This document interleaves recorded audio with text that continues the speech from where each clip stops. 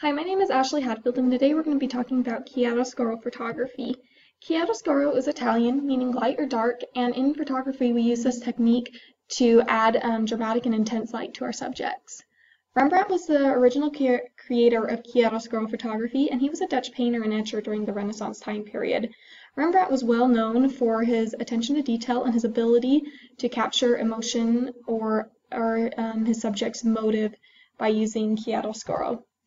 So step one is to choose your subject. Chiaroscuro is most effective on 3D surfaces. A good example of this is the human body.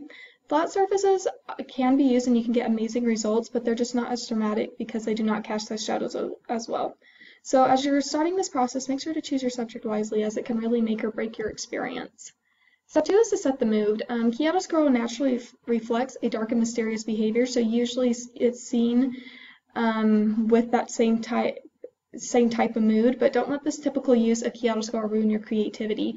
For example, if you're shooting a wedding, chiaroscuro could be used to emphasize important events such as the father-daughter dance. Step three is to remove external light sources. Unwanted light can ruin your perfect picture, so as you're starting to shoot, make sure everybody in your, like if you have roommates, make sure they know that you are shooting, so that your photo shoot isn't going to be ruined if they keep coming in and out. And then just also to make sure to close the drapes and turn off the lights. And then, if possible, invest in a black tarp or sheet from Walmart for like $3. And as you are starting out, will help you achieve a total black background. Step four is to angle your main light source. To achieve chiaroscuro, you only need one light, but you can use multiple just for a different effect. And when you're initially starting off, set your light at a 45-degree angle from your subject, as this will emphasize the shadows and create more contrast around your subject. This is a light scenario that I did. As you can see, my subject is facing my camera, and the light is at a 45-degree angle to cast those shadows like I mentioned earlier. Step five is camera settings. Make sure you shoot dark doing chiaroscuro. You don't want any other light coming in, and you want your focus to be on your subject. So make sure if you are shooting in aperture mode like I was for some of these shots, make sure your aperture is very wide, and then if it's still too light, adjust your exposure to darken even further.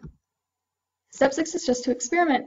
There's no right or wrong way to this technique. Be sure to be flexible with your light source and try different angles and heights, as different angles and heights evoke different emotions. So make sure to play around. But as you're playing around, make sure to keep the basis of lighting in mind, as you don't want your subject to end up like this, where it's not as appeasing to the eye as this picture is.